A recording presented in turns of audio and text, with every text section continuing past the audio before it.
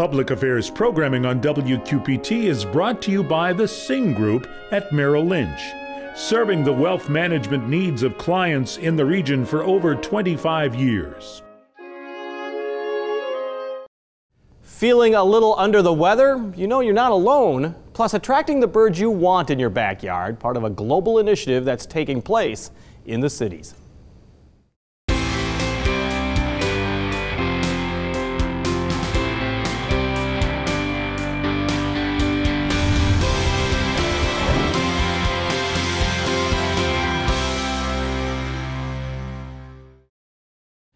It's called the Great Backyard Bird Count. It's only days away. In a moment, how you could take part and maybe improve the bird population in your neighborhood. But first, you might be sick and tired of being sick and tired. Or you might be fed up with being the only person in the office who's not out sick.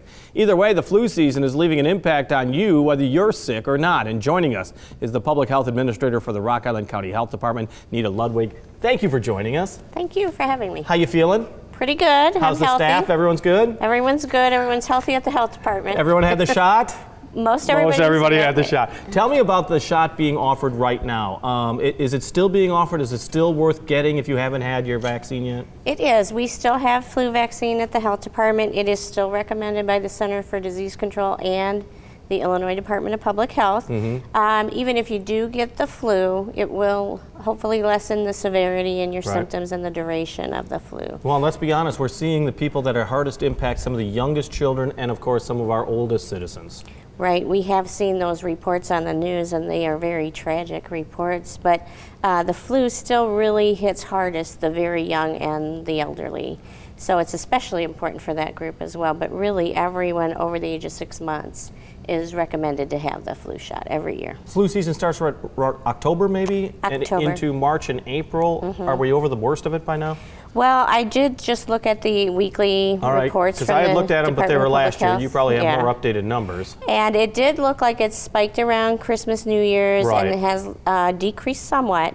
But I would say we're still not out of the woods yet. And flu season can actually even go into May. Yeah. So there still could be spikes with people out on break or you know, in big gatherings, things like that. So. And that's pretty typical, isn't it? Like around the first of the year, early January, and then it just starts to diminish a little bit? It is. Actually, what I was looking at said the peak month is usually February. So we're right into the peak season right now. Good. And you can have the flu more than once, right?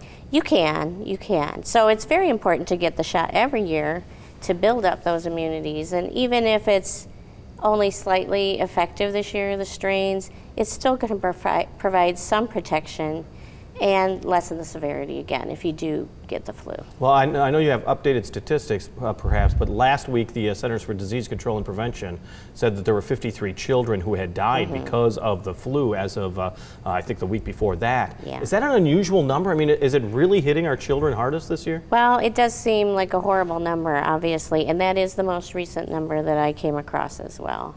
Rock Island County, I did look up we don't have statistics necessarily because the flu is not a reportable condition in Illinois like it is in Iowa and some other states. But we have had flu activity. We've had some schools that have had a lot of absences and nursing homes with flu cases.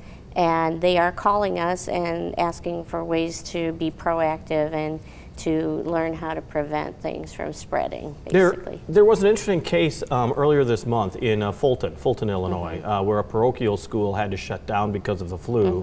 They did their best to clean the entire building. 2 days later, the kids come back and they had to close it again. Is there a whole lot that you can do other than the flu shot? Well, the best things to do are very simple, and it's good common sense, really, and it's getting your flu shot every year, making sure to wash your hands often. That's huge for lots of different diseases. Covering any coughs and sneezes with your elbow and not your hands, so you're not spreading it that way. Really cleaning all the common services that you use, like your doorknobs, your computer keyboards, your telephones, things like that. Light switch. Light switch, that's a very good one, yeah. everybody uses it. Yeah, so, exactly. The best thing to do is use some kind of disinfectant and wipe all those surfaces down. Well, you probably have seen that viral video of that nurse I have. who just is, she makes it very clear how simple it is. One of the other things that she points out is, if you're taking your kids to the hospital or anything like that, that's got to be something that's got to be uppermost in your mind, is how you take care of your infants and your smallest children. It really is, and so it would be best to call the doctor ahead if you think you have the symptoms of the flu, because you don't want to go into a crowded emergency room and infect healthy people. You can also wear a mask on yourself if you're sick, so that you don't spread it that way. And a lot of times the emergency rooms will ask you to put on a mask. Well, this year's flu, the most prevalent strain is influenza A H3N2. You guys have numbers and letters for everything. H3N2 was this year's boogeyman. Was that expected?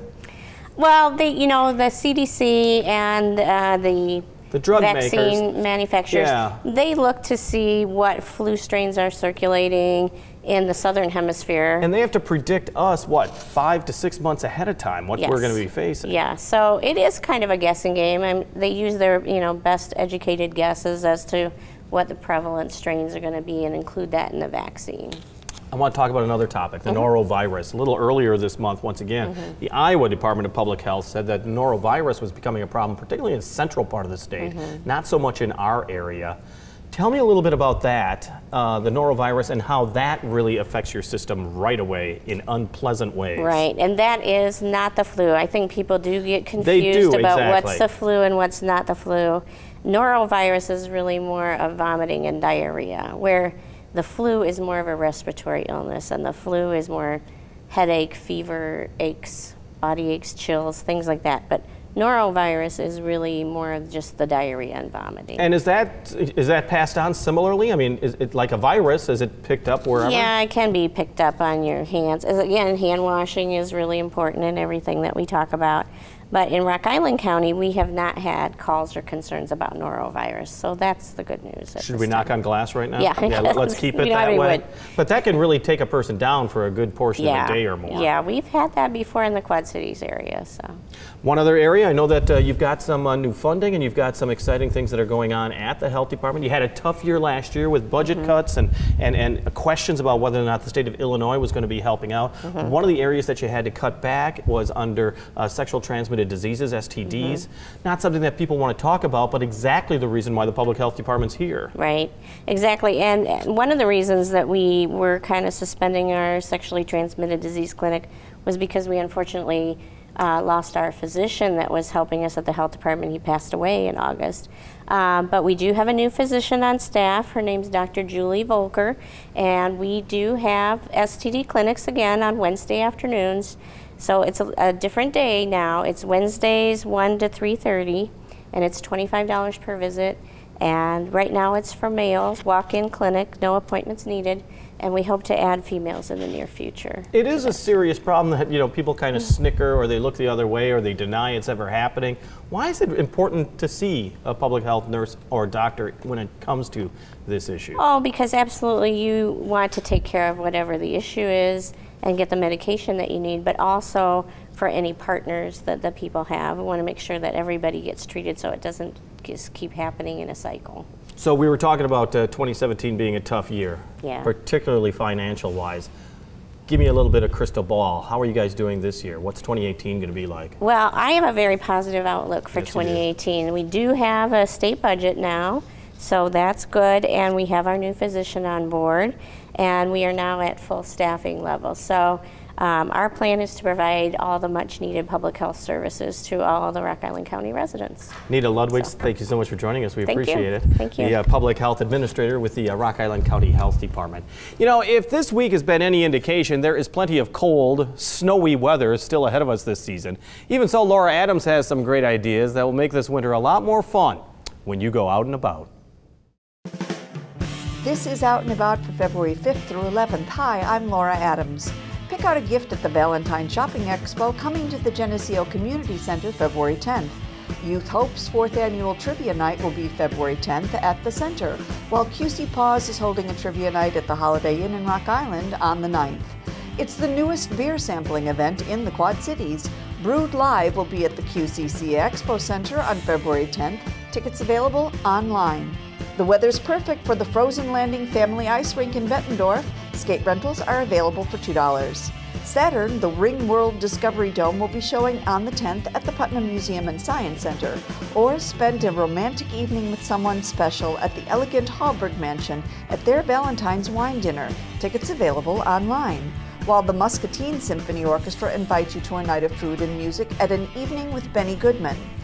The Western Illinois University Quad Cities Social Entrepreneurship Salon will offer a presentation on community foundations February 7th on the Riverfront campus. Plus, there's still time to catch the critically acclaimed Black Box Theater's production of Sleuth by Anthony Schaefer in downtown Moline.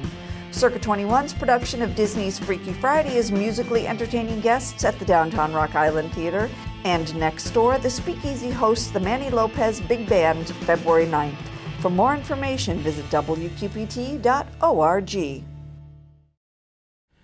Thank you, Laura. Rock Island musician Louis Knutson is a favorite at the River Music Experience, but this year he hopes to get out a bit more, including a tour of the East Coast, he says. Plus, he wants to write, record, and release at least one new song each week this year. We caught up with him when he was playing his original music on the RME community stage. Here's Louis Knutson with Sing to You.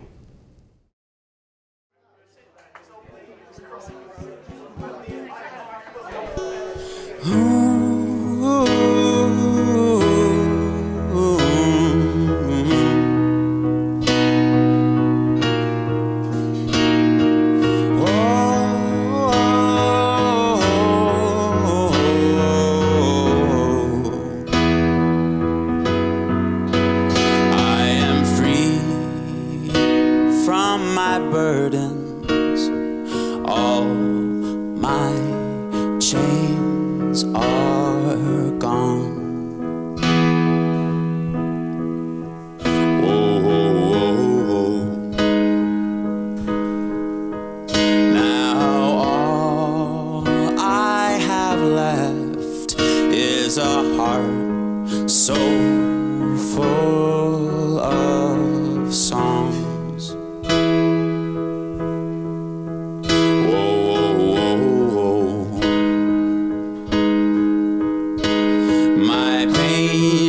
All gone, and I'm gonna sing to you. Said my pain is all gone, and I'm gonna sing.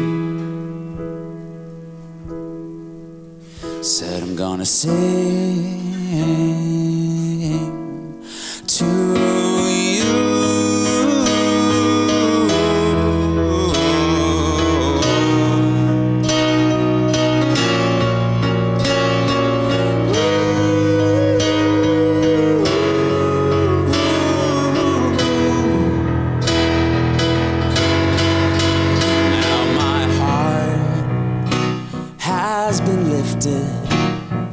Out from the sand and the mud. Whoa, whoa, whoa. Now all I have to lift is a heart so full of love. Whoa, whoa, whoa.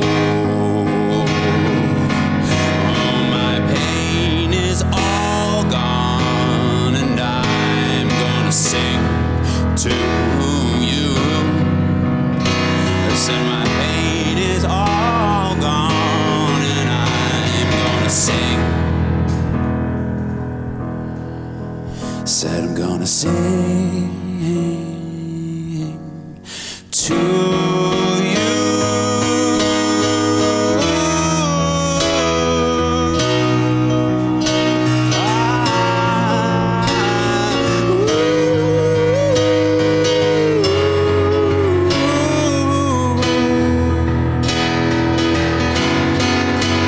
You are standing right beside me. I'm not alone anymore. Whoa, whoa, whoa.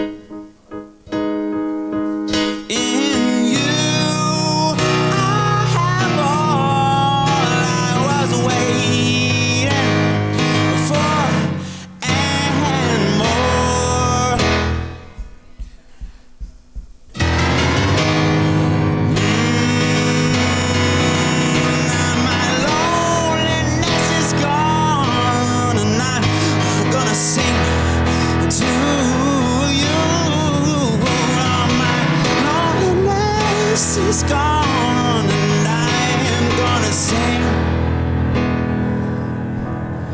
to you.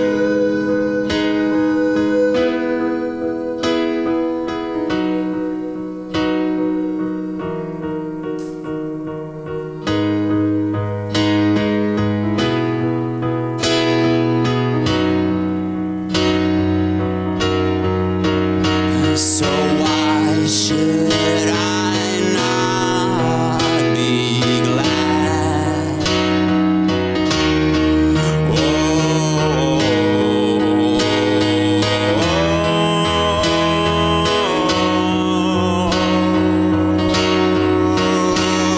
Why should I not be glad?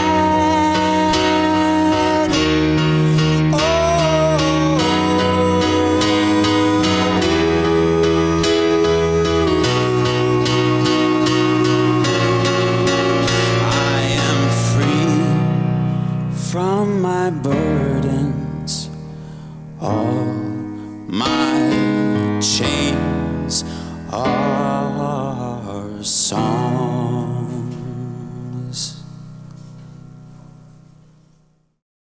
Louis Knutson with Sing to You. You can catch him Valentine's night in LeClaire. He's scheduled to play that night at Steventon's Restaurant.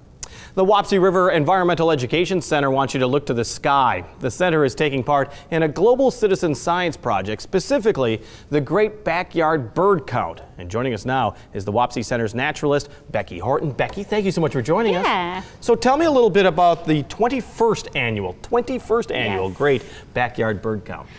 This Great Backyard Bird Count has been happening since 1997, so this is the 21st year of it. And it is led by the Cornell Lab of Ornithology, the Audubon Society, and then a partner up in Canada called Bird Studies Canada. So this bird count is prevalent in North America, but it actually occurs all around the world. There are data inputs from India, from Germany, from France, and then of course all over the US. So this bird count is, it really shows a bird population trends and migration patterns, and it's really easy to do. You don't need any scientific degree to do this count. All you have to know is how to identify certain birds and how to input counts on the internet. It's really easy. Well, but how to identify birds is not that easy. Yeah, I mean, there are a lot of birds that are lookalikes. It's hard to tell certain finches from other finches, but you don't have to. If you don't know certain birds, don't put them in your count. You can just, if you know that's a cardinal, count your cardinals. And then there's a little checkbox on this count that says, are these all the birds? And you just say no, because you don't know what some of them are, and then you submit your data. So if you don't know all of them, then it's fine. You can still count the birds you do know. So the bird count is Saturday, February 17th.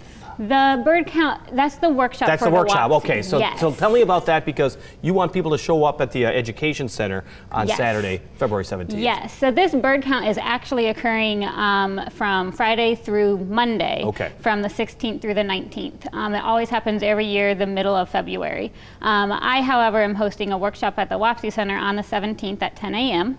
And this workshop is basically to introduce it to people so they know how to do it. And then once they learn how to do this count and how to count the birds, because there's a certain way how you count the birds. You can't just keep counting the birds that bounce back and forth. Right. Because they do that.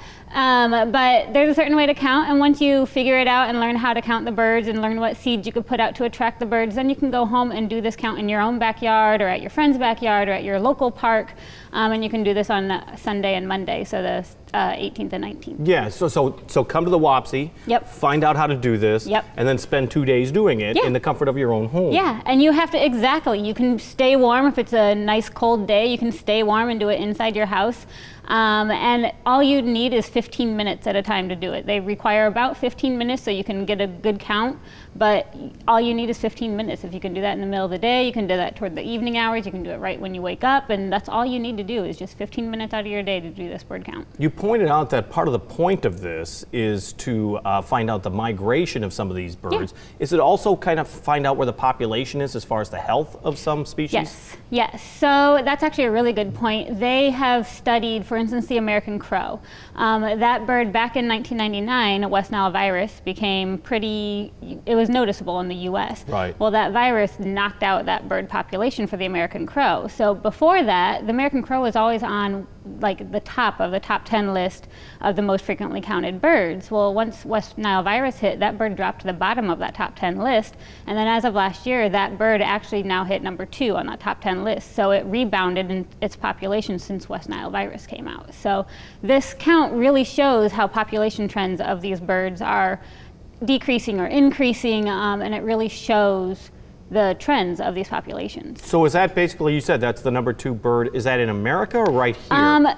A lot of the input data is from America, so that is basically nationwide.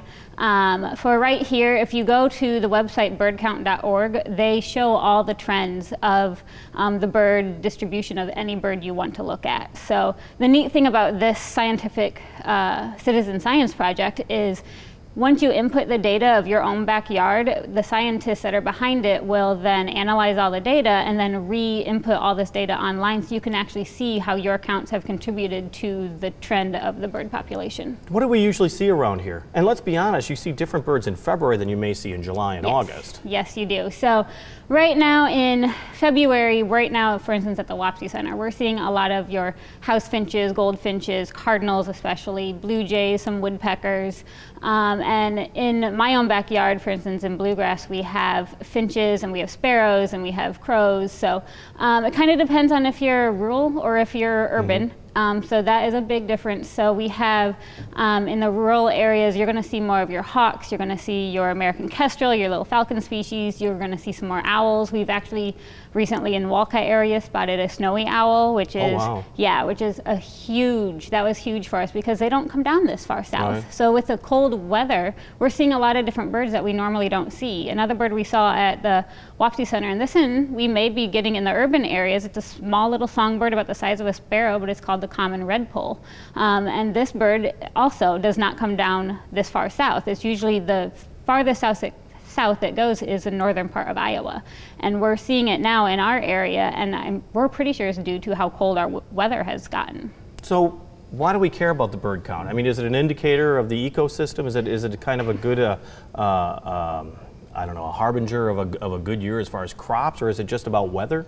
It shows a lot. It shows a lot about the different diseases for the birds, which also could make an impact on humans, for instance, West Nile virus.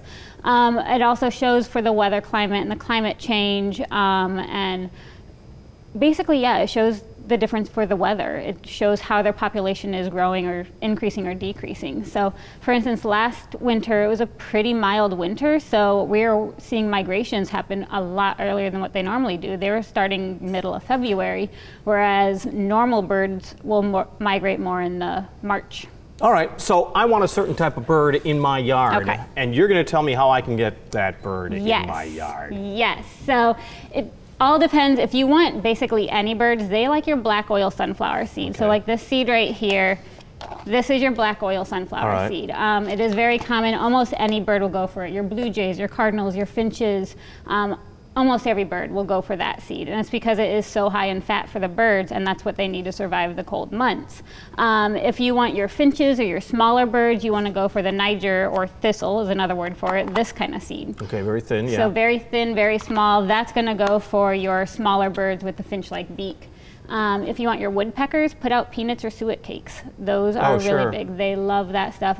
Blue jays or they just also go after my trees. They seem but however, in the wintertime, there's no bugs, and that's what they're usually going after in your tree. So you need to put out something else for them to survive, which is the seed of the suet. All right, and then you have 2 other versions here? So this is just your mixed bird seed. This has which you see everywhere. Everywhere, this has everything in it, so this will pretty much attract anything. Okay. And this is called safflower seed. Usually we see the cardinals, we saw the redpoll eating off this, the finches will eat off this.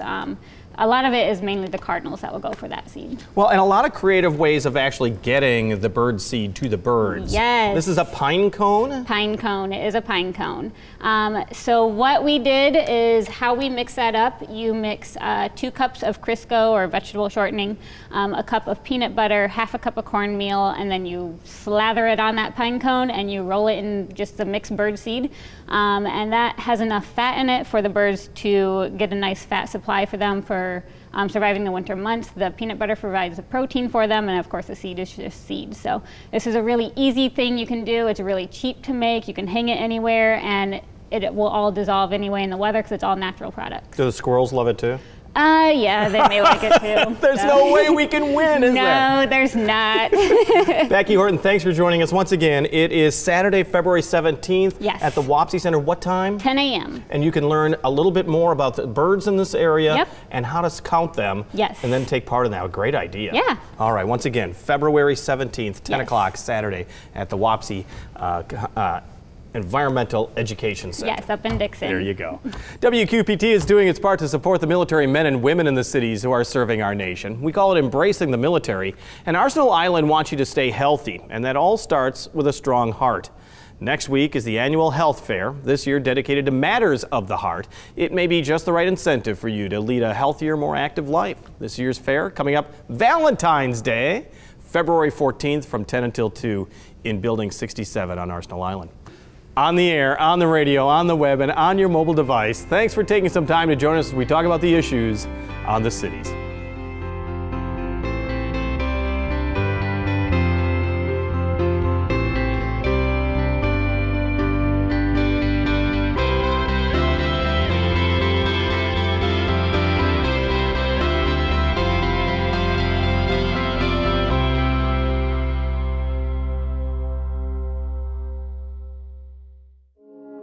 Public Affairs programming on WQPT is brought to you by the Sing Group at Merrill Lynch, serving the wealth management needs of clients in the region for over 25 years.